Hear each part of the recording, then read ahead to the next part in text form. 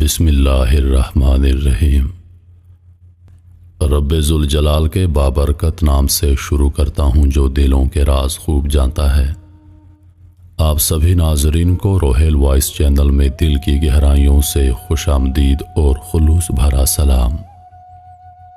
رسول خدا صلی اللہ علیہ وآلہ وسلم کا ارشاد پاک ہے کہ جب بندہ 40 برس کی عمر کو پہنچ جائے اور اس کی بھلائی اس کے شر پر غالب نہ آئے تو شیطان اس کی پیشانی چوم کر کہتا ہے، میں اس چہرے پر قربان جاؤں جو کبھی فلاح نہیں پائے گا۔ پھر اگر اللہ اس بندے پر احسان فرمائے اور وہ شخص اللہ کی بارگاہ میں توبہ کر لے اور اللہ اسے گمراہی سے بچا لے اور جہالت کی تاریکیوں سے نکال دے تو شیطان ملعون کہتا ہے، ہائے افسوس، اس نے میری آنکھیں ٹھنڈی کرنے کے لیے ساری عمر گمراہی میں گزاری۔ پھر اللہ نے اس کی توبہ کی وجہ سے اسے جہالت کے اندھیروں سے نکال دیا۔ کہتے ہیں کہ بغداد میں ایک شخص بہت بڑا عالم تھا۔ لوگ حصول علم اور اصلاح کے شوق میں اس کے پاس آتے جاتے۔ ایک مرتبہ اس نے حج بیت اللہ اور روضہ رسول صلی اللہ علیہ وآلہ وسلم کی زیارت کا ارادہ کیا تو اپنے طلباء کو بھی ساتھ چلنے پر آمادہ کر لیا اور ان سے عہد کیا کہ وہ اللہ پر توکل کرتے ہوئے چلیں گے۔ دوران سفر جب یہ لوگ ایک گرجا گھر کے قریب پہنچے تو گرمی اور پیاس کی شدت سے نڈھال ہو گئے۔ طلباء نے عرض کیا، اے ہمارے استاد گرامی، ہم دن ٹھنڈا ہونے تک اس گرجا گھر کے سائے میں آرام کر لیتے ہیں، پھر انشاءاللہ دوبارہ سفر پر روانہ ہو جائیں گے۔ استاد نے کہا، جیسے تمہاری مرضی۔ چنانچہ یہ لوگ اس گرجا گھر کی طرف چل دیے اور اس کی دیوار کے سائے میں پڑاؤ ڈال دیا۔ گرمی سے بحال لوگوں کو سایہ نصیب ہوا تو وہ جلد ہی نیند کی آغوش میں چلے گئے، مگر استاد نہ سویا۔ وہ انہیں سوتا چھوڑ کر وضو کے لیے پانی کی تلاش میں نکل پڑا۔ اس وقت اس کے ذہن میں صرف ایک ہی خیال تھا کہ کسی طرح پانی مل جائے۔ ابھی وہ گرجا گھر کے سائے میں پانی تلاش کر رہا تھا کہ اس کی نظر ایک کمسن لڑکی پر پڑی جو چمکتے ہوئے سورج کی طرح خوبصورت تھی۔ اس پر نگاہ پڑتے ہی شیطان اس استاد پر غالب آ گیا اور وہ لڑکی اس کے دل و دماغ پر چھا گئی اور وہ وضو اور پانی کو بھول کر اس کی فکر میں لگ گیا۔ اس نے آہستگی سے گرجا کا دروازہ کھٹکھٹایا تو ایک راہب باہر نکلا۔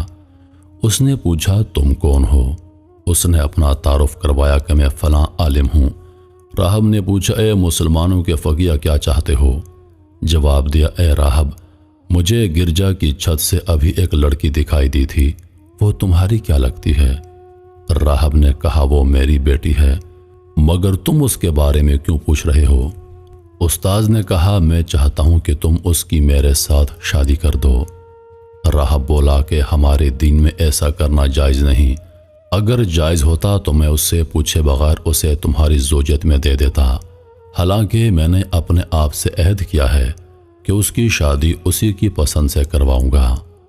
میں اسے تمہارے بارے میں بتاتا ہوں، اگر وہ تمہیں اپنے لیے پسند کر لے تو میں اسے تمہاری زوجیت میں دے دوں گا۔ استاد نے کہا، یہ تو بڑی خوشی کی بات ہے، مہربانی فرما کر اس کے پاس جائیے اور پوچھیے۔ وہ راہب اپنی بیٹی کے پاس گیا اور سارا ماجرا بیان کیا۔ ادھر یہ استاد ان کی باتیں سن رہا تھا۔ وہ لڑکی بولی، ابا جان، آپ میرا نکاح اس سے کس طرح کر سکتے ہیں، حالانکہ میں عیسائی ہوں اور وہ مسلمان ہے؟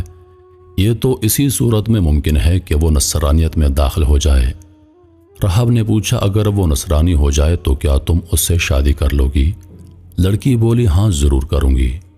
وقت گزرنے کے ساتھ ساتھ استاد کی بے-تابی بڑھتی چلی جا رہی تھی۔ ادھر اس کے طلباء بے خبر سو رہے تھے۔ آخرکار استاد لڑکی کی طرف متوجہ ہو کر بولا، میں دین اسلام چھوڑ کر نصرانی ہو گیا ہوں۔ لڑکی بولی، چونکہ یہ عزت و وقار کی شادی ہے لہٰذا حقوق زوجیت اور مہر کی ادائیگی ضروری ہے۔ تم حق مہر کہاں سے ادا کرو گے؟ کیونکہ میں دیکھ رہی ہوں کہ تم فقیر ہو، پھر بھی اگر تم ان خنزیروں کو پورا 1 سال چراؤ تو یہی میرا حق مہر ہوگا۔ وہ بولا ٹھیک ہے، میری بھی ایک شرط ہے کہ تم اس دوران اپنا چہرہ مجھ سے نہیں چھپاؤ گی تاکہ میں صبح و شام اسے دیکھتا رہوں۔ لڑکی بولی مجھے منظور ہے، تو اس نے خطبہ دینے والا عصا اٹھایا اور خنزیروں کی طرف چل دیا تاکہ عصا کے ذریعے انہیں چراگاہ تک لے جائے۔ جب طلباء نیند سے بیدار ہوئے تو اپنے استاد کو تلاش کرنے لگے۔ کافی تلاش کرنے کے بعد جب ان کو استاد نہ ملا تو انہوں نے راہب سے اس کے بارے میں پوچھا تو جواباً اس نے ساری کہانی سنا دی۔ یہ افسوسناک خبر سن کر طلباء میں کوہرام مچ گیا۔ کچھ غش کھا کر گر گئے اور کچھ آہ بکا کرنے لگے۔ پھر انہوں نے راہب سے کہا اب وہ کہاں ہے؟ راہب نے بتایا کہ وہ خنزیر چرا رہا ہے۔ راوی کہتے ہیں کہ پھر ہم اس کی طرف چل دیے تو اسے اسی عصا سے سہارا لیے دیکھا جس کے سہارے وہ خطبہ دیا کرتا تھا۔ وہ خنزیروں کو ادھر ادھر جانے سے روک رہا تھا۔ ہم نے اس سے کہا کہ اے ہمارے سردار، یہ تم پر کیسی آزمائش آ گئی؟ پھر ہم اسے قرآن پاک، اسلام اور حضور پاک کے فضائل یاد دلانے لگے اور اسے قرآن و حدیث کے فرامین سنائے تو اس نے کہا مجھ سے دور ہو جاؤ، تم جو کچھ یاد دلا رہے ہو وہ میں تم سے زیادہ جانتا ہوں، مگر مجھ پر اللہ رب العزت کی طرف سے آزمائش نازل ہو گئی ہے۔ ہم نے اسے اپنے ساتھ لے جانے پر بہت زور دیا مگر ناکام رہے۔ آخرکار ہم نے اسے اس کے حال پر چھوڑ دیا اور مکہ کی طرف چل دیے اور حج ادا کرنے کے بعد واپس بغداد کی طرف روانہ ہو گئے۔ جب ہم اسی مقام پر پہنچے تو ہم نے ایک دوسرے سے کہا کہ آؤ دیکھتے ہیں کہ اس پر کیا گزری، شاید وہ نادم ہو کر اللہ کی بارگاہ میں توبہ کر چکا ہو اور اپنی حالت سے لوٹ آیا ہو۔ ہم اس کے پاس پہنچے تو اسے اسی حالت پر پایا، وہ خنزیروں کی دیکھ بھال کر رہا تھا۔ ہم نے اسے سلام کیا اور نصیحت یاد دلائی اور قرآن پاک پڑھ کر سنایا مگر اس نے کوئی جواب نہ دیا۔ ہم ایک بار پھر حسرت زدہ دل لیے واپس ہو لیے۔ جب ہم گرجا گھر سے تھوڑی دور پہنچے ہم نے گرجے کے پیچھے ایک سائے کو اپنی جانب بڑھتے دیکھا۔ وہ شخص چیخ چیخ کر ہمیں ٹھہرنے کا کہہ رہا تھا۔ ہم رک گئے، قریب آنے پر معلوم ہوا کہ ہمارے وہی استاد ہماری جانب آ رہے ہیں۔ جب وہ ہم سے آ کر ملے تو بولے میں گواہی دیتا ہوں کہ اللہ کے سوا کوئی معبود نہیں اور حضرت محمد صلی اللہ علیہ وآلہ وسلم اللہ کے رسول ہیں۔ میں اللہ کی بارگاہ میں توبہ کر چکا ہوں اور اپنی پچھلی حالت سے رجوع کر چکا ہوں۔ یہ آزمائش میری ایک ایسی خطا کے سبب تھی جو میرے اور میرے رب کے درمیان تھی۔ اس نے میری اس خطا کے سبب مجھ پر عذاب نازل فرمایا تھا۔ یہ آزمائش جو تم نے دیکھی وہ اسی سبب سے تھی۔ ہم اس پر بہت خوش ہوئے اور بغداد لوٹ آئے۔ ہمارے استاد پہلے سے زیادہ عبادات اور مجاہدات میں مصروف ہو گئے۔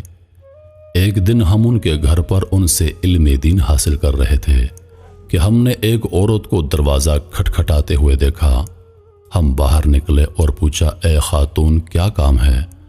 اس نے کہا کہ میں شیخ سے ملنا چاہتی ہوں، ان سے کہو کہ فلاں راہب کی بیٹی آپ کے ہاتھ پر مسلمان ہونے آئی ہے۔ شیخ نے اسے اندر سے آنے کی اجازت دے دی۔ وہ گھر میں داخل ہو کر بولی اے میرے سردار، میں آپ کے ہاتھ پر مسلمان ہونے آئی ہوں۔ شیخ نے پوچھا تمہارا قصہ کیا ہے؟ اس نے شیخ کو بتایا کہ جب آپ وہاں سے چلے آئے تو مجھ پر نیند کا غلبہ طاری ہو گیا اور میں سو گئی۔ میں نے خواب میں کسی کو دیکھا جو فرما رہے تھے کہ دین محمدی کے علاوہ کوئی دین سچا نہیں۔ اس شخص نے 3 مرتبہ یہ بات ارشاد فرمائی، پھر فرمایا کہ اللہ نے تیرے ذریعے اپنے ایک بندے کو آزمایا ہے، چنانچہ اب میں آپ کے پاس آ گئی ہوں اور آپ کے سامنے گواہی دیتی ہوں کہ اللہ کے سوا کوئی معبود نہیں اور حضرت محمد صلی اللہ علیہ وآلہ وسلم اللہ کے رسول ہیں۔ شیخ اس عورت کے ہاتھ پر مسلمان ہونے کی وجہ سے بہت خوش ہوئے۔ پھر انہوں نے اس سے اللہ کے رسول کے دین کے مطابق نکاح کر لیا۔ جب ہم نے ان سے اس خطا کے بارے میں پوچھا جو ان کے اور اللہ کے درمیان راز تھی تو انہوں نے بتایا میں کسی جگہ سے گزر رہا تھا کہ ایک نصرانی آ کر مجھ سے لپٹ گیا۔ میں نے اس سے کہا کہ تجھ پر اللہ کی لعنت ہو، مجھ سے دور ہو جاؤ۔ اس نے پوچھا کیوں؟ تو میں نے کہا کہ میں تجھ سے بہتر ہوں۔ نصرانی میری طرف متوجہ ہو کر بولا کہ تمہیں کیا پتا کہ تم مجھ سے بہتر ہو؟ کیا تم جانتے ہو کہ تمہارا اللہ کے نزدیک کیا مقام ہے جو تم یہ بات کہہ رہے ہو؟ پھر مجھے بغداد میں خبر ملی کہ وہ نصرانی مسلمان ہو چکا ہے اور کامل مسلمان ہو کر عبادت گزار بن چکا ہے، جبکہ مجھے میری خطا کے سبب وہ سزا دی گئی جو تم دیکھ چکے ہو۔ تو میرے محترم عزیز دوستو، انسان کو کبھی بھی اپنے مال، اپنے جسم اور اپنی عبادت پر غرور نہیں کرنا چاہیے۔ کب اللہ کو آپ کی کوئی بات ناپسند آ جائے، کب اللہ پاک آپ سے ناراض ہو جائے اور آپ کی ساری عبادتیں آپ کے منہ پر مار دے۔ اس لیے ہمیشہ عاجزی کے ساتھ اللہ کے حضور سر جھکانا چاہیے۔ ہم جو اللہ کی عبادت کرتے ہیں، ہمیں اس کی دعا کرنا چاہیے کہ اللہ پاک ہماری عبادات کو اپنی بارگاہ میں قبول و منظور فرما۔